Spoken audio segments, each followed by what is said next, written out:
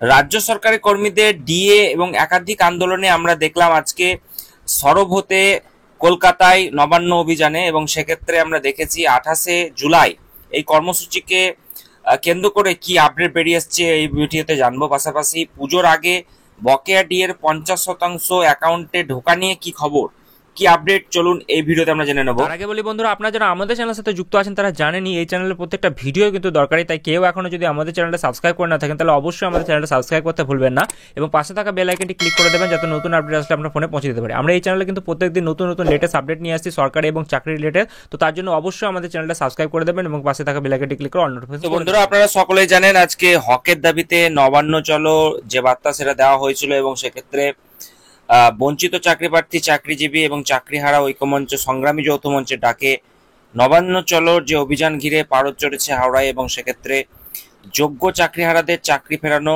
শূন্য পদে নিয়োগ, বকেয়া ডিএ সহ বিভিন্ন ইস্যুতে নবান্ন অভিযানের আমরা দেখেছিলাম ডাক দেওয়া হয়েছিল। তো সেক্ষেত্রে আমরা দেখলাম সোমবারে নবান্ন অভিযানে পুলিশের অনুমতি ছিল না, এবং কিন্তু হকের দাবিতে নবান্ন অভিযানে অনড় আন্দোলনকারীরা। হাওড়া স্টেশনের 9 নম্বর প্ল্যাটফর্মে জড়ো হন আন্দোলনকারীরা। সেখান থেকে তারা আমরা দেখেছিলাম যে তারা কিন্তু বেরিয়ে আসেন এবং রেল মিউজিয়ামের সামনের রাস্তার দিকে তারা কিন্তু পৌঁছান, এবং তারপরে আমরা দেখেছি যে অভিযান রুখতে সকাল থেকেই দুর্গের চেহারা নিয়েছিল হাওড়া। দিকে দিকে পুলিশের ব্যারিকেড, একটি ব্যারিকেডের উচ্চতা প্রায় 2 মানুষের সমান। কড়া নিরাপত্তায় মুড়ে ফেলা হয়েছিল এই জায়গাটাকে। নবান্নমুখী রাস্তাগুলিতে রয়েছিল আমরা দেখলাম যে পুলিশ। তো হাওড়ায় আমরা দেখলাম যে এই আমরা আন্দোলনকে আটকানোর জন্য একাধিক যে ব্যবস্থাপনা সেগুলো কিন্তু ছিল লাগাতার। প্রস্তুত ছিল জলকামান, নামানো হয়েছিল র্যাব। অন্যদিকে লক্ষ্যে পৌঁছাতে দৃঢ়প্রতিজ্ঞ আন্দোলনকারীরা। বেলা একটু বেরোতে আমরা দেখলাম যে বেরোতেই প্ল্যাকার্ড, পোস্টার, প্রতীকী নবান্ন হাতে নিয়ে হাওড়া থেকে যাত্রা শুরু করেছিল এরা। ফোর্কস রোডের দিকে এগোতেই মিছিল আটকায় অনেক পুলিশ। তখন রাস্তাতে বসে পড়েন আন্দোলনকারীরা। পুলিশের সঙ্গে কথা হয় সংগ্রামী যৌথ মঞ্চ প্রতিনিধিদের, কিন্তু তাতে সমাধান সূত্র কিছু মেলেনি। তারপরেই রাস্তায় বসে পড়েন তারা। তাদের স্পষ্ট বার্তা, তারা এখানেই থাকবেন, কোথাও যাবেন না। পথে আন্দোলন করে এসেছেন, পথেই থাকবেন, কোনো ধৈর্যচ্যুতি তাদের হবে না। অন্যদিকে আদালতের নির্দেশের কথা স্মরণ করে দিয়ে সকাল থেকেই মাইকিং করেছে পুলিশ।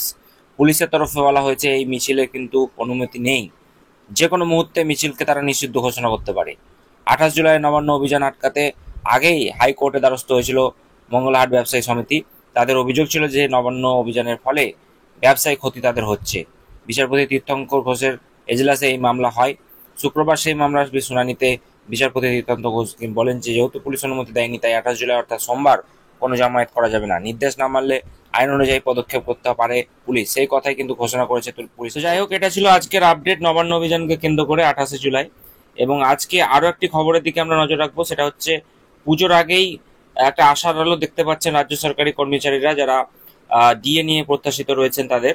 সুপ্রিম কোর্ট, আমরা দেখেছি সুপ্রিম কোর্টের রাজ্য সরকারি কর্মীদের বকেয়া মহার্ঘ ভাতা বা মামলার পরবর্তী শুনানি অনুষ্ঠিত হতে চলেছে আগামী 4 আগস্ট, এবং সেক্ষেত্রে এই শুনানিতে রাজ্য সরকারের বিরুদ্ধে আদালত অবমাননার অভিযোগ আনা হবে। কারণ গত 16ই মে 2025 সুপ্রিম কোর্টের নির্দেশ সত্ত্বেও রাজ্য সরকার 27 জনের মধ্যে অন্তত 25% ডিএ কিন্তু পরিশোধ করতে পারেননি।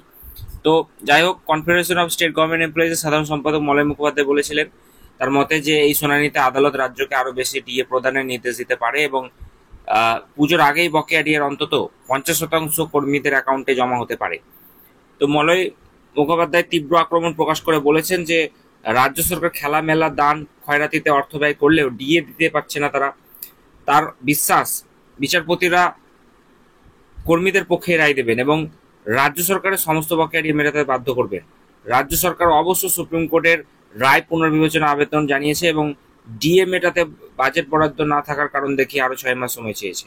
তো গত 27 জুন ডিএ না পাওয়ায় পশ্চিমবঙ্গ রাজ্য সরকারি কর্মী সংগঠন কোঅর্ডিনেশন কমিটি পেন ডাউন কর্মসূচি পালন করেছে, আমরা দেখেছিলাম।